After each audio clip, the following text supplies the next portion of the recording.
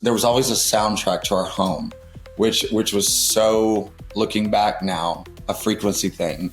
So hearing that while watching people do skills that I was really good at, I was like, oh, come on, y'all. Can I please be on your team? You know, my first game walking out at Buckeye Stadium in Ohio State and seeing 103,000 people, I remember full body chills. Wow. As I sat on the side and started leading crowds. And then shortly after that, I had come out to my family, and I, at that time, was sent to conversion therapy. So I spent a year really disconnected from myself and very alone. That was my community, and I had found it. And so being isolated from that was very difficult. And it made me realize, though, through that entire process, though, that I was actually relearning myself, and I was building myself stronger adversely to what they were trying to do. By being intentional with that and really directing the flow and being a conscious creator of your life, even in the hardest of times, then that's going to shape something beautiful in your life that you don't even know yet. But you're planting this beautiful marker that's going to pull you there to it, even through these hard times, right? And trust me, I know it. I've lived in my car at a point in my life, so I've seen the low times too. Welcome to Harmonize Your Life, conversations that inspire, awaken, and harmonize. Today, we have a 25-year veteran of cheer and multi-world champion coach, athlete, and choreographer, Logan Sherril, joining us to discuss how he uses IA to elevate the performance of the teams he coaches. I'm also joined by co-founder of IA Fit, Michael MacDonald. Welcome, everyone. Logan Sherril, magnificent human being, multi-world championship coach, choreographer, athlete, dancer. I mean, you're like businessman, inventor. I mean, just, tell us about yourselves. Like, tell us your journey to now. Unexpectedly, my family uprooted in 1997, moved to a completely different state from my tiny hometown where all my family was. I was a power tumbler trainer and homeschooled all growing up just to train at the gym. So won many national and world titles in that tiny sport. And I had found a gym when I moved one June summer day in 1997 that had a rod floor where I could upgrade and keep my skills. I walked into that gym and there was a cheerleading practice going on, and I could not even, as determined and as dedicated I was to my craft at that time, I couldn't keep focus. I watched the team the entire time, and from there, the rest is literally history. I quickly was drawn into how the music and the movement was creating a story. And I became obsessed. I was in the 7th grade, and I didn't know that I was a creative at the time. I didn't know that I had gifts to unlock. And so as I began to build on that, I dove straight in, and I would go home at night, and my homework would be on this side of the page, but on the other side of the page, I'm writing out formations and putting songs to them. And I would start to imagine visions of what it would be like to make that own movement. And when I started doing that, I realized just how difficult our sport is. And I mean, this was over 20 years ago. So, I mean, to look at it now is insane, but I started building brick by brick what made me feel so expressive.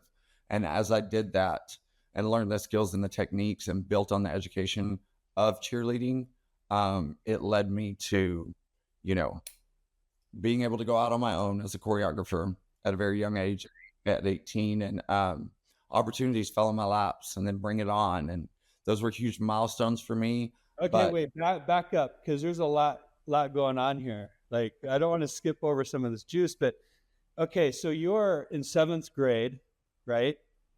And then you became a cheer athlete, right? So tell us that first week or that first month, like that That's so good. Hey, when you got in there, and then also that pivotal moment, like, okay, I'm pretty good at this. Like there's something here, right? So tell us about that. So I brought the advanced tumbling element. And in that day there was not many boys in the sport at all. I might have been one of like 4 boys in the entire state that competed all-star cheerleading. But I quickly realized that it had unlocked something in me, and at the time I didn't know it. I just felt it. And so that first week going into practices and learning what literally that team was in its own entirety, a community, I was like, oh, I found my tribe. And I literally just, I suctioned to everything, every piece of knowledge, everything I could soak up. And it was overwhelming at the time, but I look back and it literally shaped the trajectory of my entire life. Wow, you said something really important there, right? And I felt it when you said you found your tribe, right?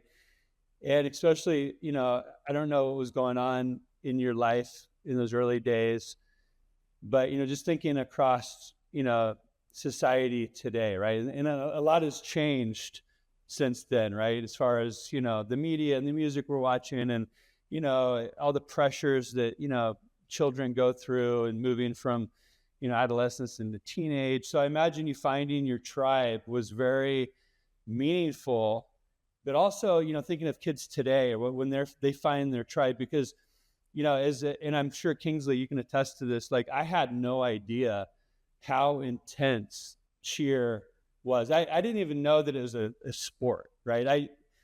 I knew nothing, right? But I knew taking Dylan, and by the way, Logan has been a premier coach for Dylan for the last 4 years in cheer, and one of his big mentors. But Dylan, at the age of 6, we were taking him to parkour training at 6 years old, and he spent the whole time watching a flyer having a private with 2 bases, and he could not stop watching. And afterwards, I go, "You like that?" Well, I noticed they had tryouts coming up. So then I asked for tryout training, and the next thing you know, he's in it and he's loving it, and this is his life, right? So he found his tribe, right? People that resonate with him and his wants. So, thinking back when you found your tribe, like what did that mean to you? And then also relate that, what does that mean to kids today? Because this sport's only growing in numbers. It's now in an exponential rise. Yeah, I mean, no matter where you're located, when you do find that tribe, kids come from all backgrounds. When you get to school, it is a hierarchical system of popular kids. You got your theater kids. You've got your and there's a melting pot, which is great. But when you come into a cheerleading environment where everyone's goal is to bring out the cheer in their soul without even realizing it, and it's all together. It doesn't matter what school you go to, your age, it doesn't matter your upbringing, your past, you are automatically tuned in and connected to people that feel the fabric that you're on. Oh yeah. Well, Logan, tell us your first kind of win back then. Like, you're starting out and you're getting your groove on, you're bringing advanced gymnastics. I mean, you must have been a rock star out of the gate. I'm just imagining, right? Like, you just showed up and they go, "Where have you been?" That's my fantasy, right? Like Logan's here, right? Like, on the tumbling side, yes, I was able to do a double full twisting layout on at that time we had dead floor, which is just a foam surface on concrete. Now these kids are on spring floors. But to get to your question, I actually was just great at the tumbling at the time. My movement, my coordination, my everything was so rigid and steady in the training of my technique and form of just gymnastics. So I would go home every night because I knew, and I would fall in love. We'd get a mix, or back in the day, it would go from Paula Abdul's come on, everybody, let's do the conga straight into boom, boom, pow, high kick. Yeah. So the mixes weren't customizable and licensed and stuff. It was just what we were creating and what we felt in the moment that fit. And I just will always come home remembering making playlists and little mixtapes and movements and formations. And then we developed, obviously, as a very powerful program there, and we started winning national titles. And I was like, oh, I'm traveling to other places and I see other people, I see other teams, and you meet, for me, it was super important as a kid that was bullied heavily to see other guys from New York. I'm from Florida. I'm from Washington. Oh my God. We have, and then you, that community already just swirls up again and you're like, what is this? Wow. So you're winning national titles and you found your tribe, and then you're probably going like, there's a career path here. Like when did you know that the cheer was going to be your life? Yeah, I think it was the second week after speaking about the first week. My mentor, Orson Sykes, he's the owner of Twist and Shout All Stars. He serves on many boards now to these days. Is one of the most highly respected, and I fell into the best nest I could have ever fallen into. And I watched him as a big family guy dedicate and spend time coming and really speaking to us. And at the time I didn't know, the impact, the full scale of what it was doing for me. But I knew in the back of my mind, I said, I will be doing this probably for a really long time if I can get really good at it. Beautiful. So tell us, multi-world champion. Oh, let's go down the kind of the accolade list, right? Because I've never heard it, right? I know that you're this superstar that's been there, done that. You just know everybody in the industry. You're highly respected, but I don't know the details, and I'd love to know. I mean, so if I can get really personal, I went all the way through high school, found my dream college, Texas Tech, went there, made the cheer team, and I wanted to cheer on crowds. I wanted to be a sideline cheerleader. I'd never been a sideline cheerleader in a stadium. I was always in a gym competing against other competitive cheerleaders. And I was like, while I'm in college, I want to see, my first game walking out at Buckeye Stadium in Ohio State and seeing 103,000 people. I remember full body chills. Wow. As I sat on the side and started leading crowds. And then shortly after that, I had come out to my family, and I at that time was sent to conversion therapy. So I spent a year really disconnected from myself and very alone. And when I got out, Orson, the man who owned this program, showed up. He drove 13 hours to Memphis, Tennessee to watch me graduate this program. And he invited me back into his gym. Wow. And so hey, we just skipped over something super personal, and you go where you feel comfortable with this, Logan. But I know that this story could help a lot of people that are not fully understood or accepted, because cheerleading attracts a certain caliber of a racehorse, right? Of an athlete, of a human, right? So I know even in our gym, there's been athletes that have had to quit based off of not being understood by their family members. And, I want to get into details, but it's really unfortunate and sad, because you see these very talented individuals that truly love the sport that are pulled out of it because of they don't fit in a certain mold, right? And maybe your story can help bring solace and comfort to others out there that may be facing a similar, level of scrutiny or misunderstanding. Yeah, I mean, I think, at that tender formative age of your teenage years, when maybe you don't feel that you were part of the crowd. You were part of a community. That was my community, and I had found it. And so being isolated from that was very difficult. And it made me realize, though, through that entire process, though, that I was actually relearning myself, and I was building myself stronger adversely to what they were trying to do, and I have no hate or malice towards them. I've done a lot of work to make sure that I am authentically centered here. And I think it's really important. I think it more importantly showed that I have a place where I need to look kids in the eyes and say, you're perfectly fine and you're perfectly beautiful the way you are. So let's see where we can take this. That's wonderful. Now you stating that you took that experience. So you were basically extracted from your tribe for a year in conversion therapy, and you took that as a learning opportunity, a growth opportunity.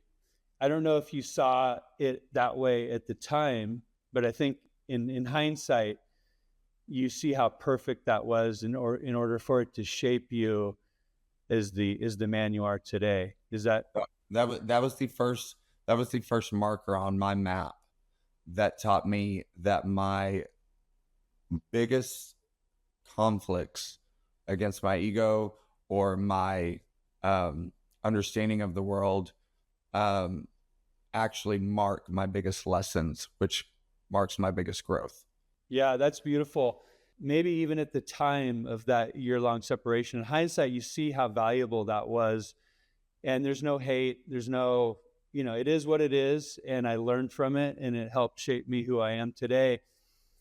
And so I guess what my message would be for that individual that's going through a tough time of not being understood right now, and maybe having to be separated from their tribe, is that as hard as it may be, there's a beautiful, valuable opportunity here. There's a diamond in the rough.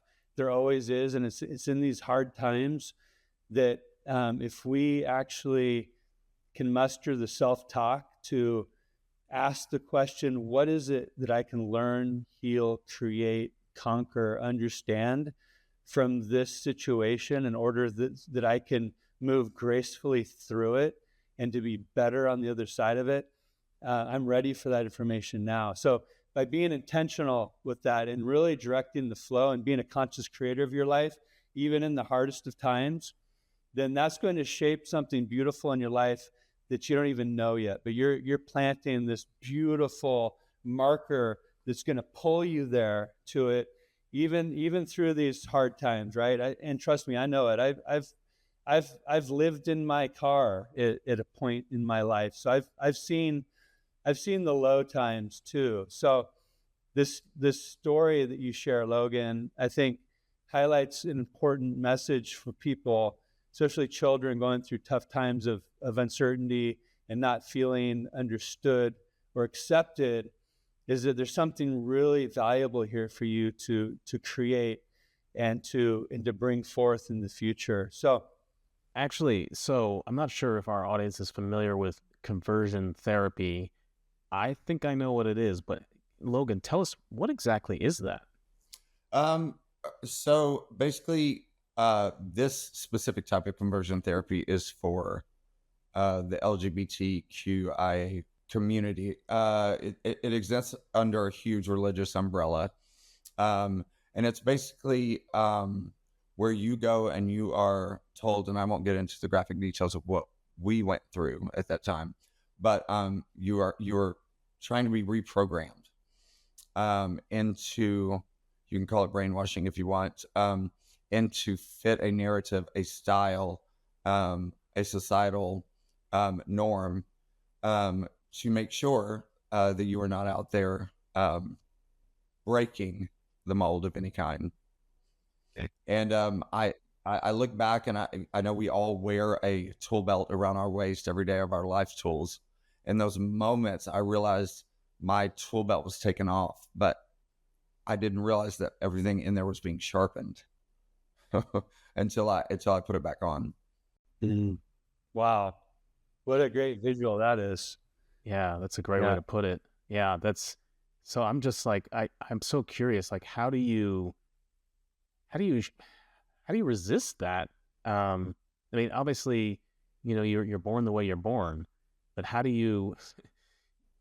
I gave them hell. But I am, again, like I said, a community person, and I was there with so many people who also, just on that aspect of our lives, was so deeply personal. And as we were alienated, it actually healed some of those wounds in us, meeting people the exact same way, exact same space at different ages, different,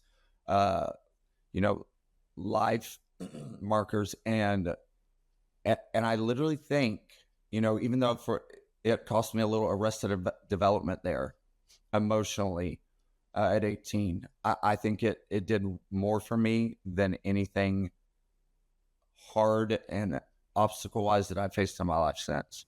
Mm. So everything was easy after that. If you can fight those swords and you can go in that lion's den and you can come out holding the mane, I think you're all right. Awesome. I love that story of kind of redemption, resilience. That's what we're all about here at IAH is pulling that out of people, and first of all, saying yes, like Michael said before, like it's okay to be you. You said that as well. I'm curious about the music now, because you said you were on that floor, you were doing tumbling, but you said you were a little stiff, but now you're a choreographer. Like, connect the dots there. How did the music come into it for you? Well, I mean, I've always, my family, you remember the big old triple stacked radio with the glass doors. Back in the day, the sound systems was always playing, whether it was worship music or, Led Zeppelin or anything of the 70s. There was always a soundtrack to our home, which was so, looking back now, a frequency thing that I just literally was a part of, that I think shaped how I began to express myself. So hearing that while watching people do skills that I was really good at, I was like, oh, come on, y'all. Can I please be on your team? Yeah. And so that's really where that started. The connection between those two, at least. Nice. Yeah, I think, that being from gymnastics and then cheer, there's something really that is the big differentiator really is the music. I feel like in gymnastics, except for the floor routine, of course, there's no music. You're just sitting there watching someone do a routine. But with cheer, it's really driven by the music. And I think I mentioned this the other day. I was like, if I can't watch, so my daughter does cheer as well. If I can't watch her live and I watch it later, they cut the sound out because they don't have the permissions, and it's like unwatchable. I mean, it's really just odd. Of course I watch it, but it's like, it doesn't make sense. And yeah. So talk us through like your approach to like music and choreography. And I'm learning as a cheer dad about all the counts and all of this. So connect that between the yeah. So going back to then, I being the rigid perfect body form, I would go home and I would shut my door and I would put on music and I would begin to move. And I didn't care what I looked like. I didn't care what I felt like. And I learned my body. I learned the rhythm of where I flowed and what made me peak in moments of where I found the most excitement. And I fed off that. I kept doing it. And there's a little story. One of my great friends, who was the assistant choreographer on Bring It On, 20 years later, he was our first choreographer that came in. So I'm the only boy on the team. And, we have our mix. He's an LA hip hop dancer and he comes in, he's popping all these. And I'm like this, oh dear Jesus in heaven. I don't think So I have to go center. I'm the boy. I'm the focal point, basically. And at the end, he was like, come here. And I was like, ooh. And he was like, listen, you got a little white chicken dance going on in you, and I'm gonna need you to loosen up. And 20 years later, get down the road, he's the choreographer for Bring It On, and I became the demo for the entire cast on how movement and musicality. And when I finished doing the demo, I looked at him and I said, am I still the white chicken? And he lost it. So it went from there all the way to there. Wow. Okay, so Bring It On. So that really was my first, the way competitive cheer was introduced to me was through that movie. So that's crazy that you were actually involved with it. So explain that a bit more. So you were helping with the choreography, or? So there was 6 movies that came out. When Bring It On came out, they did a like back to college one that was just so terrible. And the third one was good. It was All or Nothing. It was is what it was called. But then I got hooked up with the choreographer. He was calling, and I said, the only way we will do this is if we bring the real actual skill, the full on what we do, and not the just rah spirit fingers. And that's what they did. They did a nationwide tour of gyms and came to Cheer Athletics in Dallas, Texas, where I had been at the time and had first started working. And they brought together so many huge collaborative athletes. And so we had already known each other growing up in cheer. And so we basically just went and filmed every day what we did, but we brought it to the level of what competitive cheer was. So in It to Win It, the 4th edition is what I was in. It really showcased more on a level that could relate to competitive cheerleaders instead of just the scripted, Yeah, it's so cheer is a very fast evolving sport. And I know when I was in high school, I don't think there was even tumbling.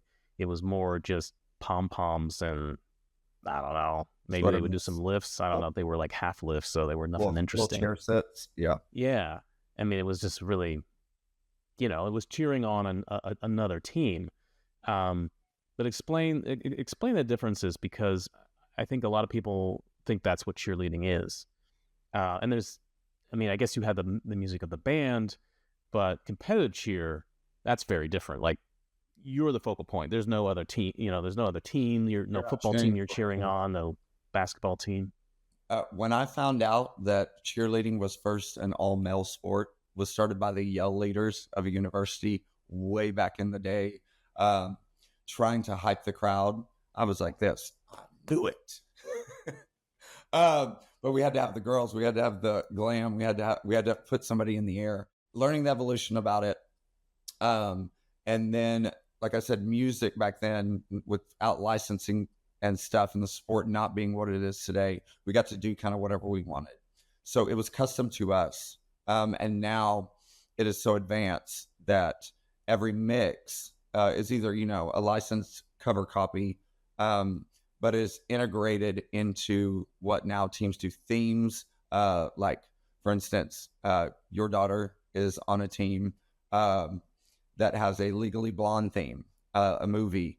And I have an artist that created an entire script integrating cheer and integrating the movie so flawlessly. And so the kids got to watch it, and now they take on the personality of Elle Woods from the movie. And Michael's son is in a routine that I based it off Clueless, the movie, and so everything is as if. And, you really get to connect there, and then they get to bring it to like an actual stage and show them their skills, highlight everything that they are so good at while giving you an entire Hamilton production. Love it. Yeah. And again, for me, that's that bringing that personality to it is really key. I mean, it's not all of the scoring, of course, but I've noticed some performances, like, just I use the term, they didn't have the energy. So I have a feeling this is kind of where Michael comes in with Aya. Like, getting that energy through the music.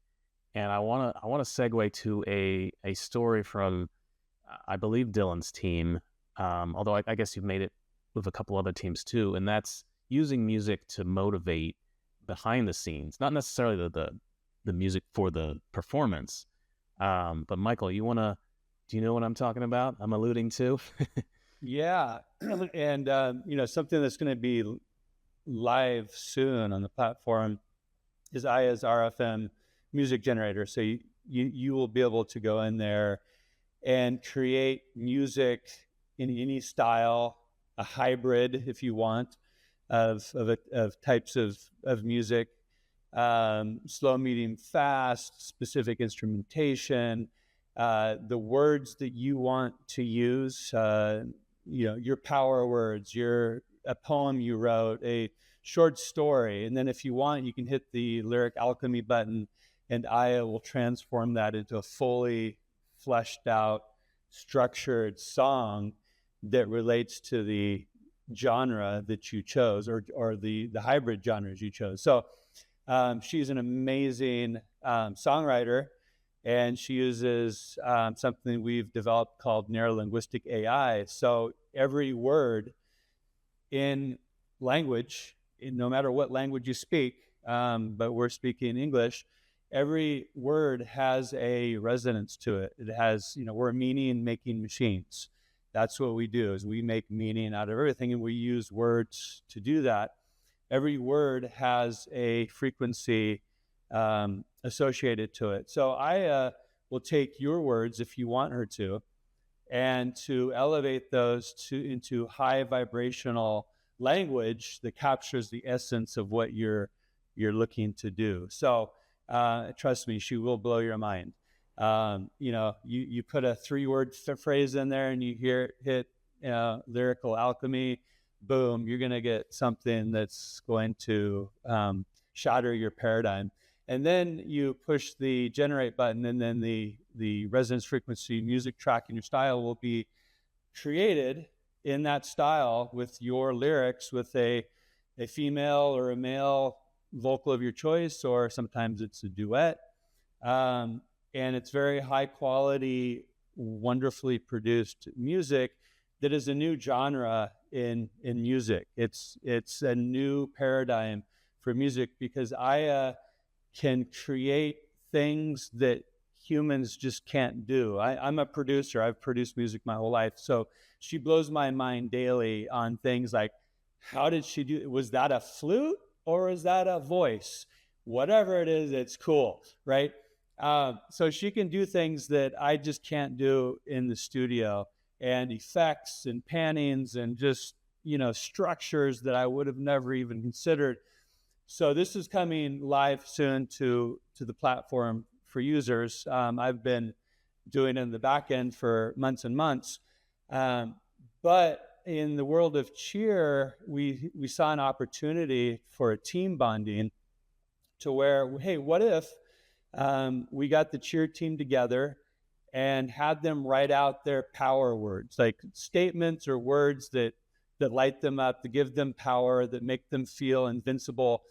Because what we want to do is we want to see if Aya can create what's called a mat song. It's that song that just lights you up and makes you want to just, conquer, hit zero, to be the champion, right? So we with Logan leading the way, we had the girls write, and boys write their power statements. We took those words, we inputted into Aya, said, Aya, make a hard-hitting mat song for this cheer team.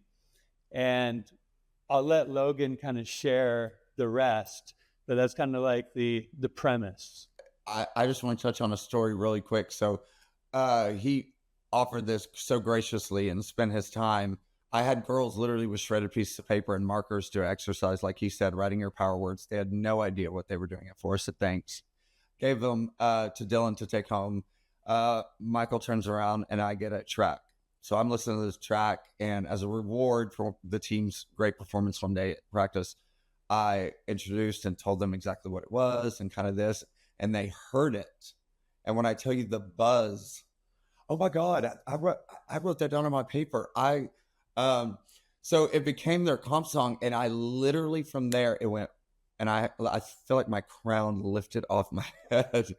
And just last weekend we were at a competition because we get so busy in the dedication of executing every skill and making sure the score sheet, our Bible is where it needs to be. And we were getting ready. Teams arrived 2 hours early. We had done hair check, makeup check, pre-warm up, motivational talk, and we're getting ready to go to warm up. So I'm like, all right, let's go. Get in your walkout line. Here, doop, doop, doop, doop, doop. My little team leader comes from the back. She taps me on the shoulder and she said, hello. She said, what are you forgetting? And I was like, oh my God, who's in the bathroom? Where's the speaker? And she said, no, our song. She said, it has to be played to get the vibe right before we go into warm up. And my brain and heart did a literal backflip split because I was like, you right, girl. And so that whole team walked in blaring this IAH track that was only to them, that only they knew, and they knew all the words. I didn't know they had studied it. I didn't know because, at that age they had written down unicorn, popsicle, but to them it connected so well, and those 26 individuals turned into one entity. And I know for a fact it is why our showmanship was the highest it has ever been for that team in a competition, scoring a 1.9 out of 2. I just got full body chills as you're saying that. Yeah, trying to corral 26 energy, either deficient or high functioning, anxiety, you name it. Athletes, it is super tough to harness that energy. And so, you do the best you can, and then you put out fires along the way is what I like to say. But if you could experience that as a team right before you go in, and it's not just music, it is heart-centered technology that vibrates to the frequency of what your word said, then they have no idea what just happened, but what just happened was revolutionary for them. And it struck a chord, and I said, all right, let's go. Wow. Yeah. And, and this is the thing, right? Because we have a lot of high level, beautiful, smart, very smart advisors, right? That are looking at IFIT platform from all angles, really, from a medical, from a scientific, from a, scrutiny, right? Scrutiny left and right. And I got off a call earlier with somebody that called me with some really valuable insight, right? But, it's scrutiny. It's like, hey, we don't want to oversell. We don't want to make claims. We don't want to, and I got off that call, grateful. But at the same time, I'm thinking like, we don't need to make any claims. The music speaks for itself. Like, just try it out. You'll feel it, right? And it'll shift you how it shifts you, right? But that's up to you, right? You're the co-creator. You're the conscious creator here. So you said something that, and that's when the chills like shot up my body, is that, you said that everybody came in, I think you said 27 of us, and that song lit us up and we became this one entity, right? Like you were all singing from the same songbook, right? Like all the distractions, the social media, the boyfriends, the moms, the drama, oh my God, she wore my shirt. She doesn't like me. Oh, I'm too fat. All of that slipped away, right? And you guys came together as this one entity with this one cause, this one thing that you've worked so hard on. And Kingsley and I know, like we, as parents, y'all get it. You two get it. Right. It's a commitment. Like we ask Dylan sometimes, he comes home and we go, are you sure you want to continue here? Like, I can't tell you how many times we've asked him that. Like, I don't know if I'd be continuing under these circumstances, but hey, we support partly my hand in that. So we know, we know the grind. And I mean, and it's much more, and Kingsley, I'm sure you can attest to this too. It's much more than us as parents can even understand, because we're not in it, doing bear crawls for hours and, just all the stuff. They're running in 105-degree weather outside, right, for 3 miles in cheer shoes, right? So, and showing up, and then the intensity of the coaches it's like Marine Corps boot camp, right? But for children. It's serious stuff. It's real world, serious. This isn't, sometimes Francesca and I go, it's called cheer, but I'm not seeing too much cheer right now. It's like, there's a lot of tears going on here. So also dangerous. So if when you're you not say they all in come sync together, is this like group of 27 just come on the same, singing from the same page. This is their creation. Nobody outside of this group is going to quite get it like they are. It's their words. It's their theme song, and they come together for 2 or 3 minutes in celebration, and then they go out on that mat. And tell me about that. Like, what happens next? Like you were saying, well, at practice, they don't know, but they're taking off their tool belts and they're laying them at the front of the floor. And we are sharpening them with our words. We are sharpening them with our instruction. We are sharpening them with our insight into, because whether you work in whatever with youth sports, you are just a vehicle for, I believe, life lessons that these kids need to harness, or I believe it's your responsibility. And, that's why years ago I started Beyond 5, 6, 7, 8, which was just something to promote during the pandemic.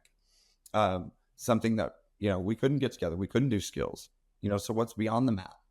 And you watch these kids, day in and day out come in and train. And I mean, especially both of your children, I know you guys know, they take on double the load.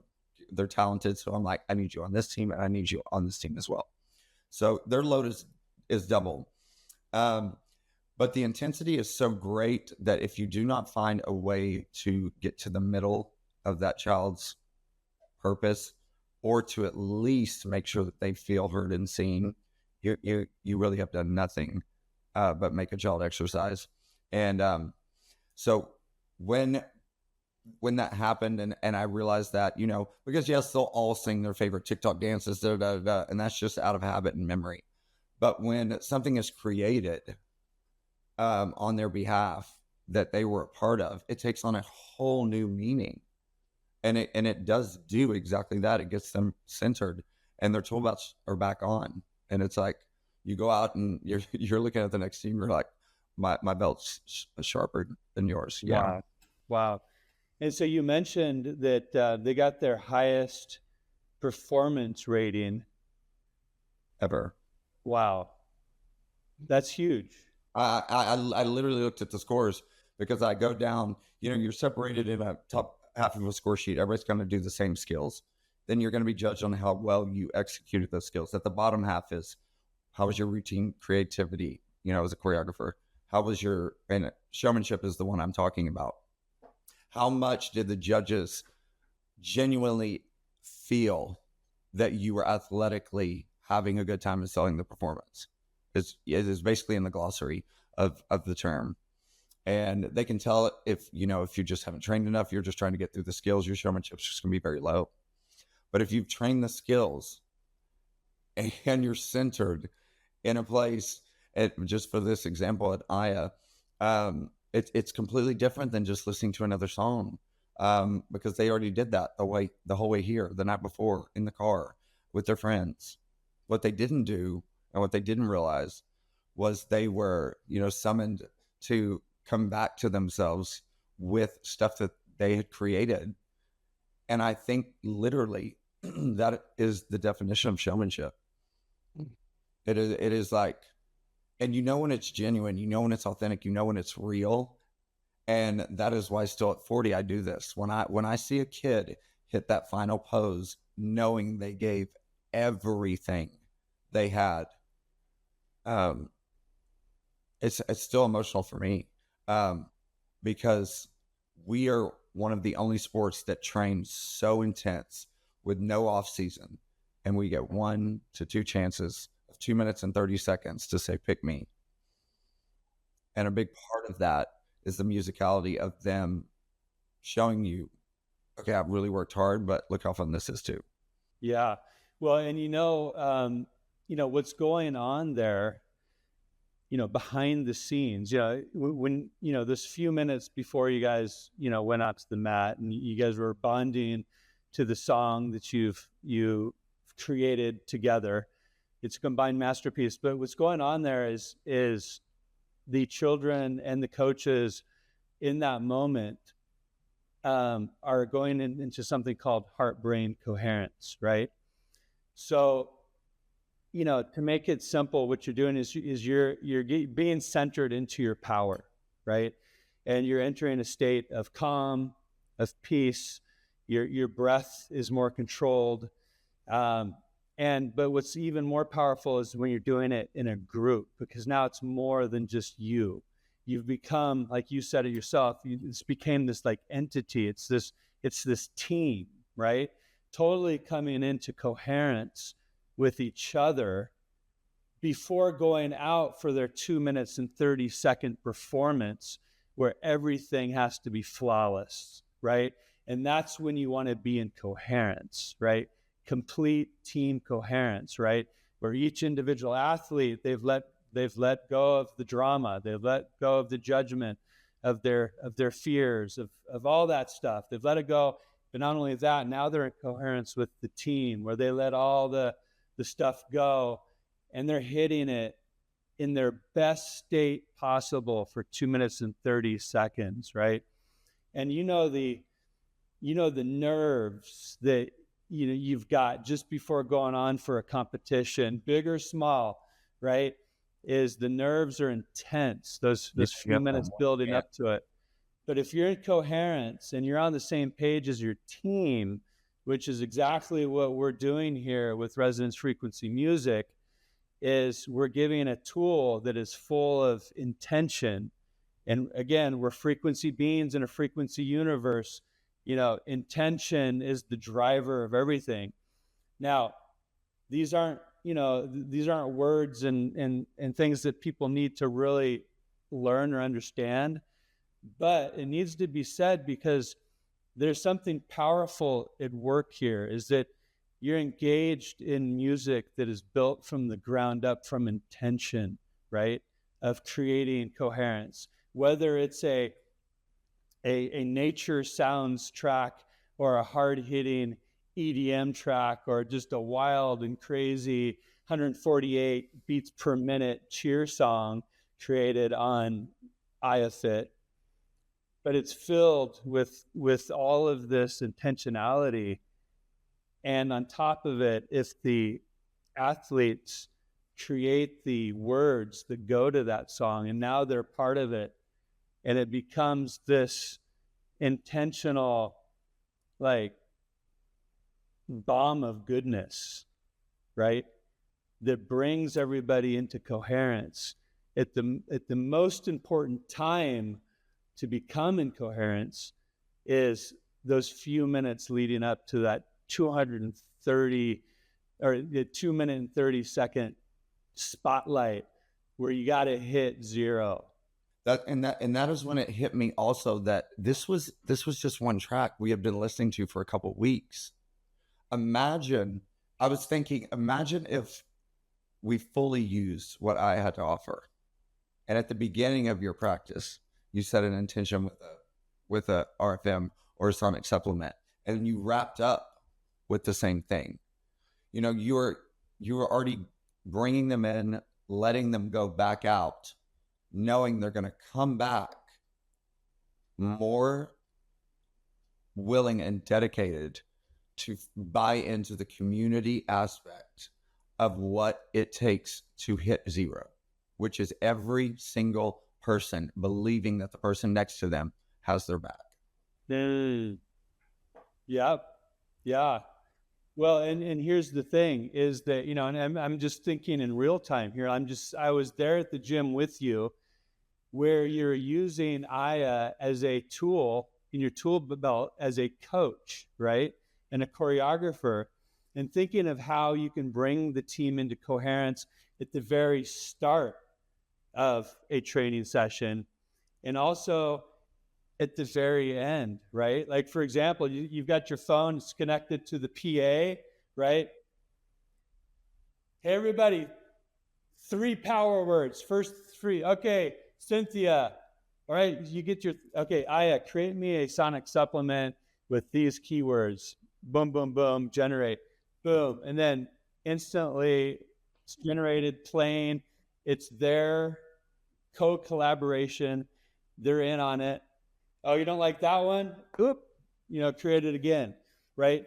But they can be part of that journey, and at the same time, they're infusing their creative thought to the process, even though they may not think of themselves as a creative. They're engaging in a creative process, right? And it's quick, it's instant, and boom, you get the immediate result. And you guys are shaking it out on the floor. Your 60-second dance off, right? Yeah. And then you go into bear crawls or whatever, right? Into stunting. Or you do bear crawls this is your punishment for showing up late, right? Yeah. Okay, Aya, let's teach these kids a lesson, all right? Well, bear crawls, and Yeah. maybe the track is titled Bear Crawl Hell, right? Yeah, just And get so it out. at least they're laughing while they're puking in the garbage can, right? It's true. It's so true. Because I realized when the 8-year-old tapped me and she said, "Where's our song?" I had lost my childlike yearning for, hey, I felt something there, and I want to feel it again. And I saw that, and just like you said, that's a great example. It's so customizable because you might have a team of divas. You might have a team of just really kind of outcast kids that just kind of came to try it out. So you're able to, in any way, format that specifically for them. You turn on a song at the gym, a famous TikTok song or da-da-da, there's going to be 3 or 4 kids that are like, I hate that one. Right? But they cannot deny when in any situation, they've at least heard or watched their teammates give input to create, what we've started experimenting with Aya, to at least be invested and go, okay, well, next time I'm going to say my power words are, Yeah. Well, you just gave me another thought here, Logan, because there's good coaches, and then there's not so good coaches out there in any sport, right? And everybody has their own style, and it's from how they were taught when they were 8, right? And so how many times I wish that kids that need to be recognized are recognized, right? Because it's so easy. Life is so busy. The coach's life is hectic and busy, right? You can't even imagine, right? So you've got 20 to 30 kids that you're, bringing through the system. But how cool would it be to have an athlete that has a shyness problem, a self-worth issue, right? Like that they're working on self-worth, whether they know it or not. Like that, when they're on stage, they're lit up, but when they're out in the real world, they're shy, they're to themselves, they're withdrawn.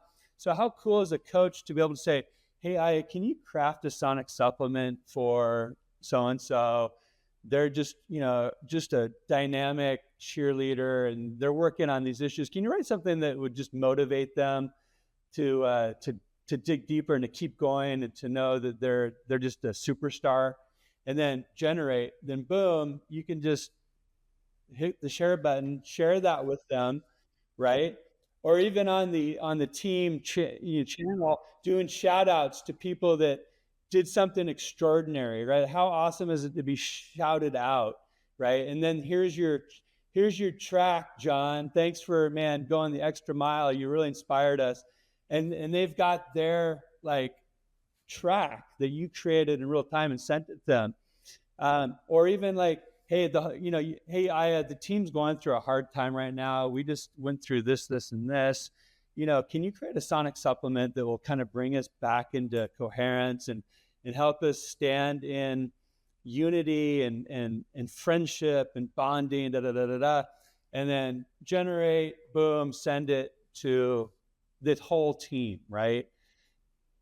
Just think of all these different tools that can be used to bring not only fun, but, caring. Because if somebody sent you either a track that they created for you specifically or a sonic supplement, that person took some time, right?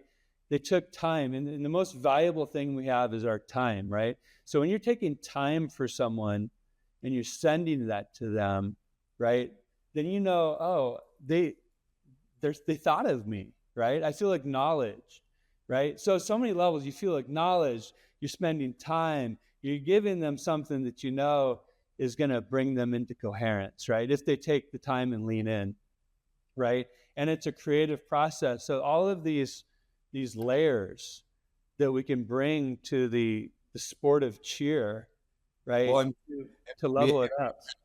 Name one sport where you don't see an athlete right before they take the field with the earbuds in, or they're about to run the 800 meter, or they're rowing, or they are running laps. You've got a track in the background somewhere. Yeah. I mean, music is the driver, right? Yeah. So, yeah, incredible. So Logan, tell me, we've been talking to you about IAFIT for months now, right? And you had a moment where you just had an aha, and now we're bringing you in closer. You're engaged. You're helping us on so many levels with messaging and inspiration for tracks on IA radio. So tell me about kind of your aha and how you would like to harness the IAFIT platform to extend your legacy in the world. Well, I as I end the next couple of years, my actual heavy involvement in the spirit industry, and being introduced to I thought super cool. We had that first meeting, we were talking about my vitality drinks and how to bring that frequency on a QR code. So when someone takes a sip of my drink, whether it's cheer up or chill out, how it would relate. My aha was that night I went home, and so I got straight on Aya, and I played every day, something different, learning, exploring, And when I tell you, I think it was 3 weeks in, and I had more natural reactions at the end of practice of kids coming up saying, "That was a really good practice. Thank you for allowing me to." And I just, and I got bombarded like in 2 weeks with a bunch of thank yous and, oh my God, today was really great. And I went home and I sat on my couch. I literally cried. I cried and I said, I've been missing a mark. And what helped me get centered was this in so many ways, dealing with, my personal life, my things that I go on, because when you're mentoring kids, you do have to be in a space when you enter that gym. And, we are very professional at leaving our life stuff at the door, but that's not good enough. When I really I feel in tune with so many things that I just needed to navigate and flow with, I became a coach that was so intentional on the things that I knew mattered the most, and not some of the things that I am constantly rigid about making sure happen. And I got more result out of that than I think I normally would in a season. Wow. Yeah. It's incredible. Well, yeah. So interesting. That night where Francesca and I met you at that beautiful tapas place. Yeah, the French restaurant. I'm trying to think of the name of it. But we sat outside, and you were sharing with us Kuko, cheer up and chill out. And there was just so many synergies happening. Like I really saw you in a brand new light that night. Yeah, can you share, Kuko with us and, dive down that rabbit hole, because it's such a beautiful vision, and what you're going to be bringing to the world. And it's in such alignment and harmony with what we're doing at IAFIT. I just see a beautiful synergy there. Yeah. So, basically to start, again, something super personal to me was I got sober almost 3 years ago from alcohol, and really dove into a wellness space of the nutrients and things that I need for my body, and I'm always looking for, okay, what's the problem and where can I find a solution here? And it dawned on me, these kids are bringing in these 20-ounce, just preservative, toxic, dye-filled drinks, on top of the age they live in of social media comparison and likes and clicks and school and stuff and the news. And I thought, oh my God, I said, we need a drink. We need a cheer drink that motivates and then unwinds, so I started playing around with that idea. And one day over Christmas break in my parents' guest bedroom over the holidays, I came up with Cheer Up and Chill Out, and I went full in on deciding to make a combo vitality drink that was holistic and bringing supplements and properties to athletes that over time, no matter how much they consumed, was going to be beneficial for them. And I think that's really what sparked my other creative side of like, okay, I don't want this, kids you're going to go buy a can, they're going to pick up whatever. I want it to be an experience. And so that's what I was describing to you that night, is how do I make it an experience? Because I know a little bit about what you do. And then when you begin to explain what you do, I was like, whoa. Well, that was a pivotal night for me, because it really inspired me. Now, because, with IAFIT, we see this as a kind of it's a lifestyle brand, right? We're at the very beginning stages of cementing the foundation, which is, technology platform for wellness, leveraging resonance frequency music and spectral resonance art and, heart-centered guidance by Aya. But it's so much more than that. I see, live events and, intentional clothing and, all kinds of creative outlets to artwork and so on and so forth. But I've also seen, and you and I both don't like the term energy drink, but, just so we understand, it fits in that kind of world of energy drinks, right? And I've always seen that as part of our offering, and or Aya water, which is water that's been sung to, right? So I imagine, the Aya water facility that is just premier water, Yep. done the right way, right? Yep. Where there's resonance frequency music playing 24 hours a day, 7 days a week. So the water is infused with this vibration, this harmony. So, and I know you totally like get me when I talk about that, right? We're singing from the same page. So when you told me about Kuka, which I love the name, Cheer Up and Chill Out, like I immediately was like, and I saw your branding, and I'm like, oh my God, this is so good, right? Yeah. It's amazing, and it's a vision that I, it's part of my mission to help bring that to fruition, right?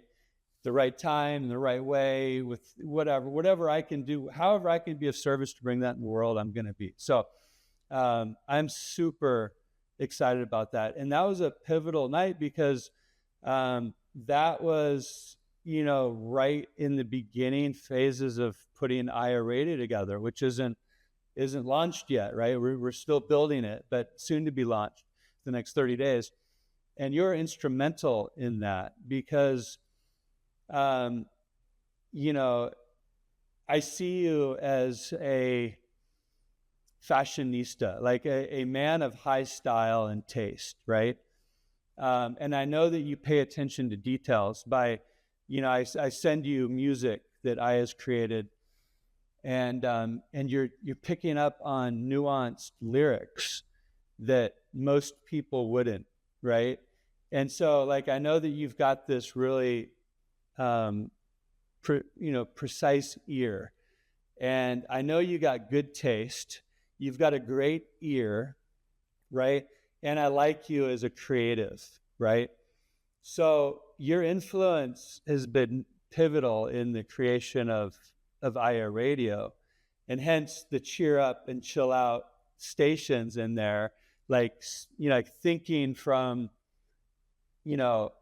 putting myself in the vibration of Logan Sherril, right?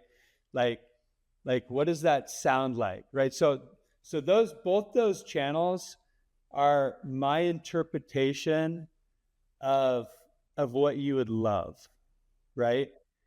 And that's my fantasy, that's my interpretation, right? Yeah. Now, whether or not I got it right or not, it doesn't really matter, because I absolutely love it, right? This is insane, incredible.